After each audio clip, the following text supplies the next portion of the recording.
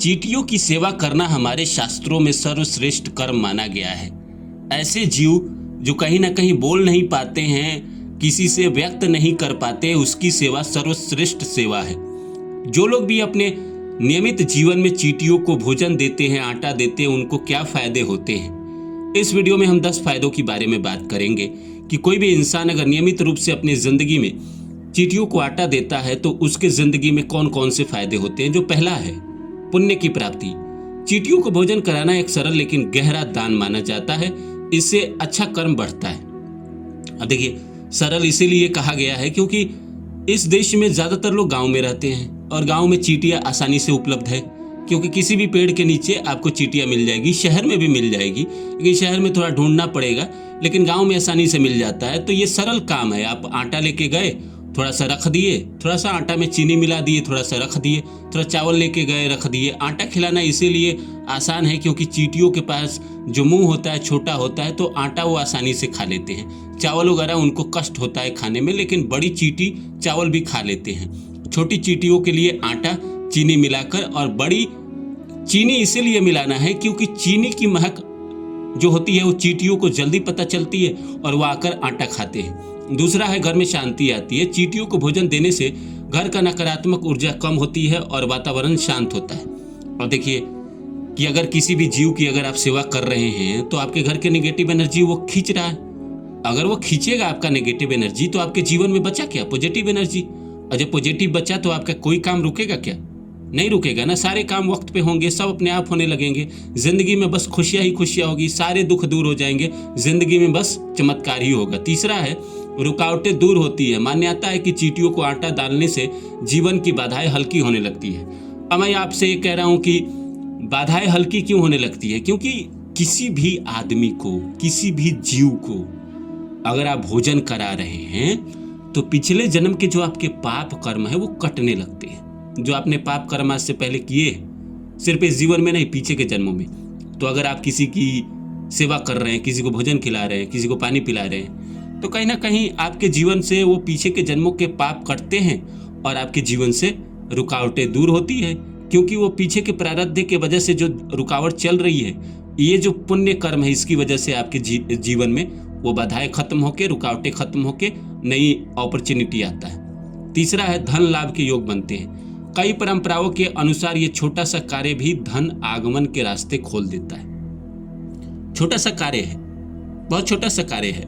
आटा लेना है, ले जाके चींटियों को रख देना है। जहाँ पे आपको चींटी दिखे वहाँ पे रख देना है।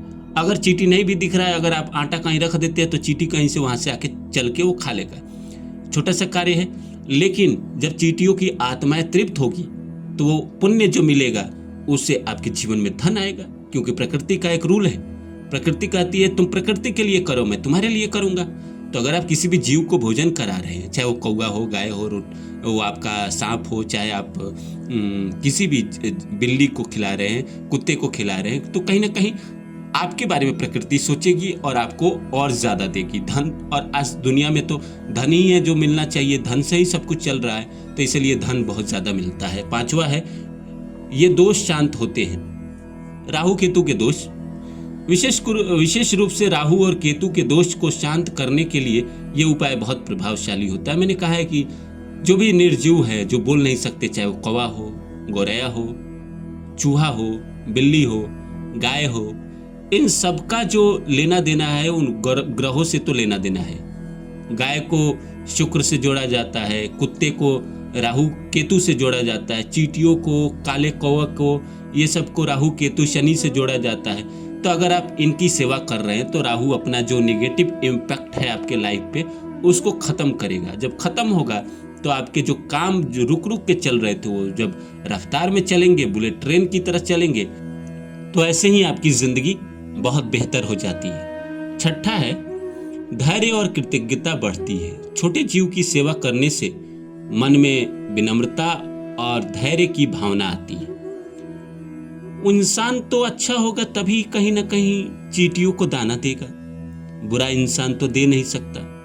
तो ऑटोमेटिक उसके दिल में जो कृतज्ञता है वो और बढ़ जाती है। दया का भाव उसके दिल में और बढ़ता है, धैर्य उसके जीवन में और बढ़ता है, विशेषकर वो भगवान के और करीब जाता है। क्योंकि जो भी ऐसे इंसान हैं जो किसी भी जीव की सेवा कर रहे हैं वो ऐसे तो कर नहीं सकते ना।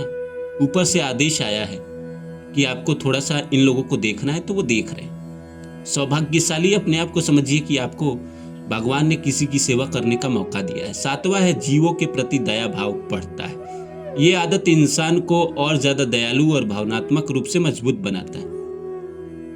आपने देखा होगा कि लोग आज के डेट में सड़क पे कुत्तों के लिए आवाज उठाते हैं, गाय के लिए तो आवाज उठता ही है।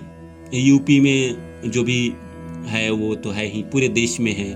या लोग आज के डेट में कहीं ना कहीं जानवरों को बचाने के लिए तरह तरह के प्रयत्न करते हैं। ये कौन लोग हैं जिसके दिल में जानवरों के प्रति दया है? सड़क पे भी लोग कुत्ते के लिए फूड रखते हैं, उसको आके भोजन करवाते हैं। तो कौन लोग हैं जिसके दिल में दया है, भगवान की आशीर्वाद है, भगवान की कृपा है, तभी तो वो कर पा रहे हैं, अन्यथा वो करते ही नहीं। आपके दिल में कहीं ना कहीं दया बढ़ा है, करुणा बढ़ा है, तो आप ये काम कर रहे हैं, या जिस दिन बढ़ जाएगा ये करने लगेंगे, अभी तक नहीं कर रहे हैं तो। आठवां है आज्ञा अनुसार कर्म।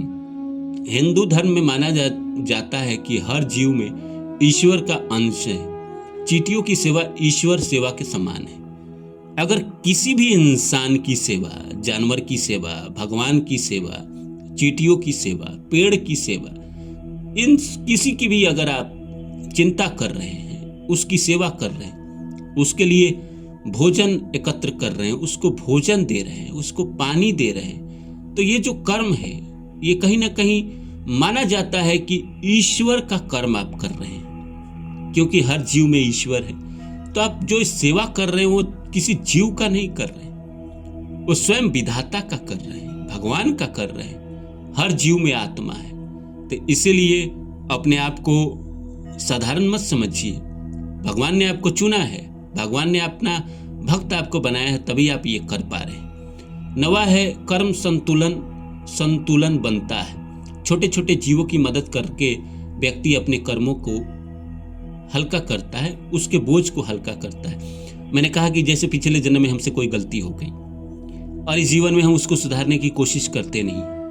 कौन अब जाके मंत्र में बैठे, साधना में बैठे, तपस्या करे, उधर हिमालय में जाए? तो जो इंसान नहीं जा सकता वो जीवों की सेवा कर देता है, गायों की सेवा कर देता है, जानवरों की सेवा कर देता है, चींटियों की सेवा कर देता है, कौवा की सेवा कर देता है। तो कहीं ना कहीं उसके जो पीछे के कर्म हैं पीछे के जन्मों के, वो कटने लगते हैं और इस जीवन में अच्छे फल आने लगते हैं। 10वां है प्रकृति संतुलन में योगदान। चींटियां प्रकृति और मिट्टी के संतुलन में अहम भूमिका निभाती है। उन्हें भोजन देना पर्यावरण की भी सेवा है। प्रकृति की जो सेवा कर रहा है, प्रकृति उनकी सेवा करेगा। आप प्रकृति की सेवा कर रहे हैं, चींटियों को भोजन देके, कौवा को भोजन देके, आप जानवर बचा रहे हैं, आप पक्षी बचा रहे हैं, आप चींटियों को बचा रहे हैं, तो प्रकृति आपको बचाने का काम करेगा। आपके ऊपर मुसीबत आएगा, प्रकृति उसको अपने ऊपर ले लेगा।